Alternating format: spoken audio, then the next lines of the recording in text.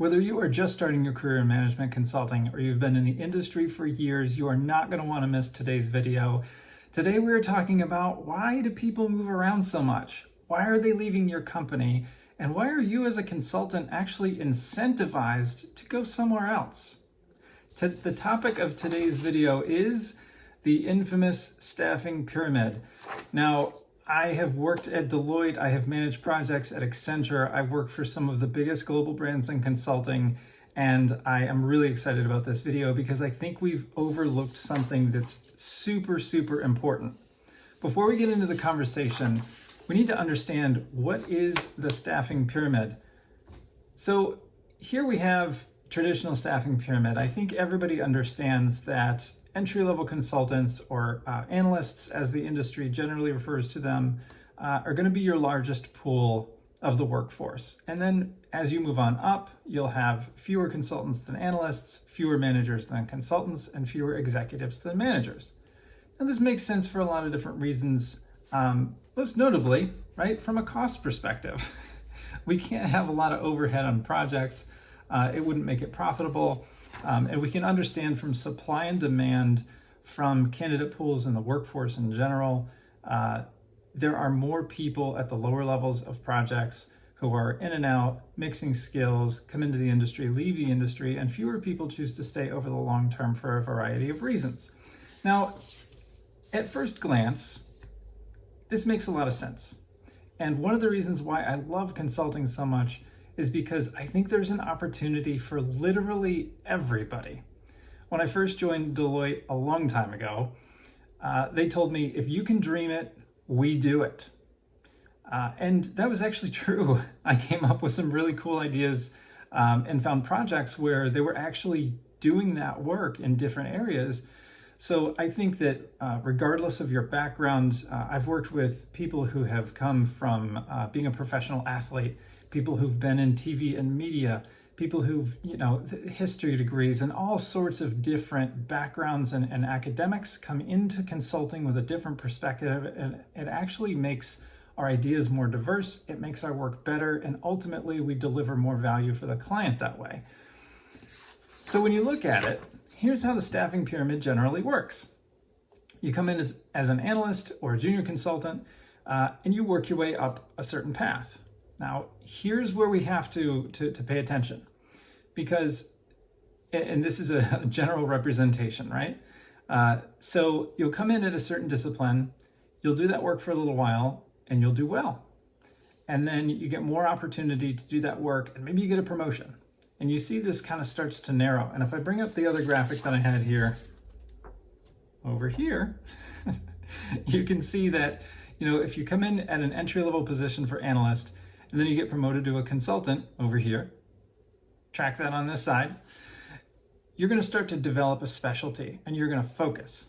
All right, I'm going back to the other side here. Now, if you're doing really well and you get to a point where you want to start managing projects and you've really developed that skill set, you move from consultant to manager. And then again, this kind of narrows in focus. And we understand that. That makes a lot of sense. When you develop a specialty in something and you start managing those projects, you have an incentive to start building business, leading business, growing your teams, and scaling the capability.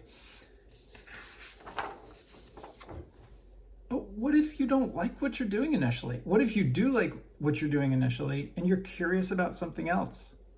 Everybody has had the experience coming out of college. They have a degree and they say, now what am I going to do?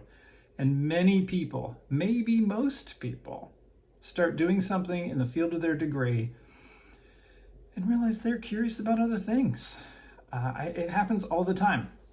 So if you're entering here, you get to, you're doing well as an analyst. You're building the basic consulting skills of what it means to deliver quality, what it means to analyze data, what it means to communicate in written form, give presentations. These are all basic fundamental consulting skills that we're looking at our analyst level. And then you get promoted to consultant. Well, luckily you're early in your career and you're general enough in your expertise that you can afford to maybe step over to something that's a different discipline and you're taking a different route. However, here's the problem. This is what that career looks like. So you can see it kind of gets a little restrictive. And I think this is what drives a lot of the transients in consulting. And it's why a lot of really good quality consultants leave the industry, because they get burnt out on a single track and the staffing pyramid doesn't afford them the opportunity to continue exploring. There's a lot of pressure to either move up or move out. Unfortunately, that's the tone with some firms. I'm lucky right now to work for a company that doesn't set that kind of tone. But the pressure to continue moving up and to continue refining an expertise, while logical, doesn't work for what is the human dynamic, or what I've observed most often. So here we go. I'm continuing with my paper drawings. Here's a question. Now, I asked this question to virtually everybody who starts in consulting, and I've spoken to groups of 100 or more new consultants entering the industry, and I asked them this one question. After working for a year, do you want to have more opportunities or less opportunities? Seems like a silly question, but pause and think about it. Obviously, we want more opportunities. Now, some people disregard that as a selfish desire, and they say, well, I got to put in my time and I got to work for the company and I got to do what I need to do to get ahead because, whole variety of reasons, pressures, perceived pressures. What I've noticed most, though, is that those perceived pressures and the decisions that are made based on the logic of what you need to do to put into your company doesn't make happy people. So this path, well, it makes a lot of sense, doesn't make people happy. And that's a big problem. So then when they leave the industry, then they're searching, then they're looking, then they're exploring. The problem is they're really good consultants. Here's how we fix it. Turn it upside down. Okay, stay with me. Don't hang up. This doesn't make sense for a very obvious reason. We talked in the beginning of how supply and demand of the workforce, pricing, overhead, we can't have more executives than junior staff because that doesn't make sense for a whole host of reasons, and it doesn't support the business model. Here's my solution. Here we go. This is where it gets super fun. How about this?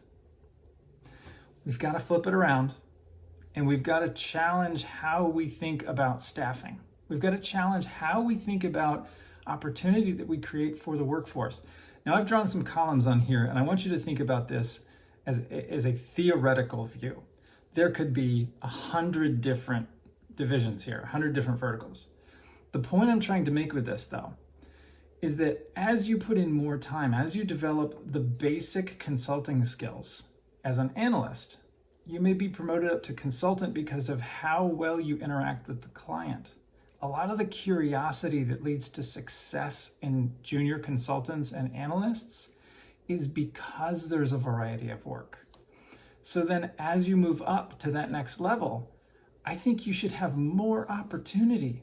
And this could just as well be a jump all the way over here. I've shaded this again to illustrate a point, but I want you to keep in mind that with more time, you should have more variety up to a certain point. So if we think about it, moving from analyst to consultant, basic consulting skills, exploring. We want people to come into the industry and explore, try all the different flavors. And then when you find something that really, truly inspires your passion, that's when you're going to desire personally. You're going to have a vested interest in building that capability. Those are the people who I want to manage projects, not people who are good at doing the work. I want people who are inspired to create and build and lead and develop other people. Those are the people I want leading these projects. So up to this point, relatively mid-level, and by the way, I forgot to mention, these are generally speaking the 4 different levels that you'll find in consulting. Some companies have junior and senior levels of each, and terminology of consulting should probably be another video. So I'll make a note about that and I'll follow up on that later. But you need to have more opportunity when you're early in your career in consulting. Because even though you're really good at doing one thing or one subject area, or you're really honed in a skill set, I personally don't want you to feel restricted and not exploring other interests, because you don't know what you're capable of early in your career. So then we get to this level of manager. Now this is where we start to kind of flip it over again, and we're going to refine. We're going to start to narrow, because at this level we're building business. So we're taking ownership over that capability. So if we take ownership over the capability, here we go again, left and right side. If we take ownership over the capability, we're going to start to refine that. We're going to narrow that. We're going to get very, very targeted. We're going to start to focus in on a market segment, right? A very specific client for a very specific problem. And that's what's going to lead us to this executive level where we actually have a degree of fulfillment in our work.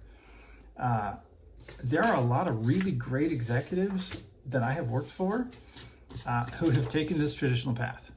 I do not want to say that this is wholeheartedly not the right way to go about doing it. I think that this doesn't work for most people, and I think that's why most people are bouncing around. Most companies are having a hard time keeping most of their people. So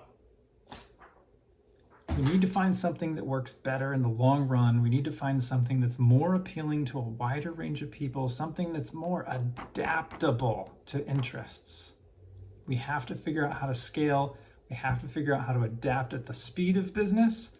And I think the staffing diamond is the way to do it. Thanks for watching. See you next time.